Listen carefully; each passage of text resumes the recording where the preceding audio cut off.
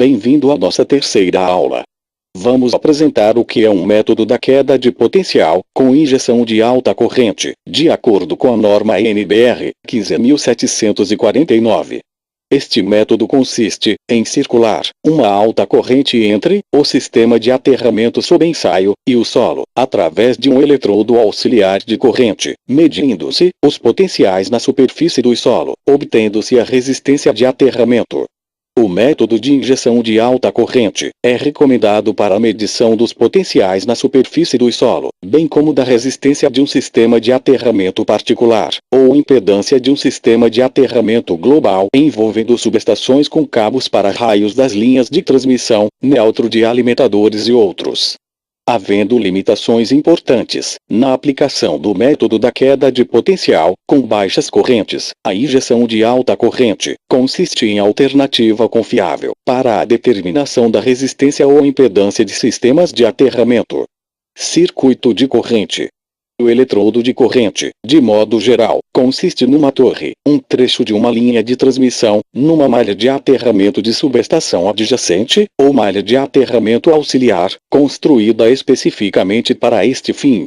Para não limitar demasiadamente a corrente injetada, o eletrodo de corrente deve ter uma resistência baixa, de valor compatível com o sistema de medição. Para se evitar a superposição entre as regiões de influência, a conexão do circuito de corrente com o eletrodo de corrente deve estar a uma distância mínima superior a 5 vezes a maior dimensão do sistema de aterramento sob ensaio. Observa-se que esta distância é função da configuração do sistema de aterramento, do sistema elétrico e do tipo de solo. O procedimento usual é utilizar como circuito de corrente as fases de uma linha de transmissão desenergizada, pertencente à instalação sob ensaio, ligando-as à estrutura, simulando um curto-circuito, a uma distância adequada do sistema de aterramento. Circuito de potencial. O eletrodo do potencial consiste em uma haste metálica cravada firmemente no solo. No processo de medição, o eletrodo de potencial, S, deve ser deslocado radialmente, a partir da periferia do sistema de aterramento sob ensaio, e, fazendo-se a leitura da tensão entre S e I, com voltímetro de alta impedância de entrada.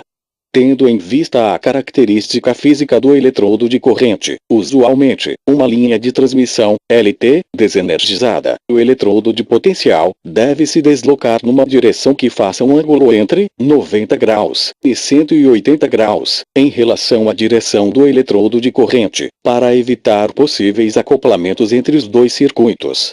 A resistência do sistema de aterramento, sob ensaio é R igual V dividido por I, onde V é a tensão medida, expressa em volts. I é a corrente total injetada no sistema de aterramento sob ensaio, expressa em amperes. Nota: para efeito da medição da resistência de aterramento, quanto maior a corrente injetada, maior a confiabilidade dos valores obtidos, devido à menor influência relativa das correntes de interferência. Entretanto, além das possíveis limitações da fonte de injeção de corrente, existem os problemas relativos à segurança do pessoal envolvido nas medições. Conforme já dito anteriormente, os ensaios de injeção de corrente se aplicam especialmente às malhas de aterramento de subestações, usinas e outros. Nestes casos, por razões práticas, de modo geral, a corrente é injetada exclusivamente entre a malha e o eletrodo de corrente auxiliar, desconectando-se daquela todos os caminhos alternativos de retorno. Entretanto, muitas vezes há interesse em se verificar o comportamento do sistema de aterramento como um todo, envolvendo não só a malha, mas também os cabos para raios, de linha de transmissão, neutros de alimentadores, blindagem de cabos de potência, isolados e outros que porventura a ela estejam ligados em condições operativas normais.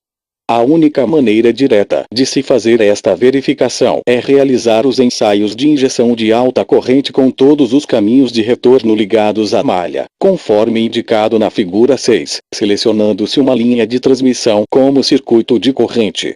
Nota: No caso de se ter várias linhas de transmissão saindo da subestação, a rigor, a simulação de curto-circuito, circuito de corrente, deveria ser feita em cada uma delas, verificando a influência do acoplamento da LT com as correntes de retorno pelo solo, na distribuição de corrente pelos condutores da malha e, portanto, nos potenciais na superfície do solo.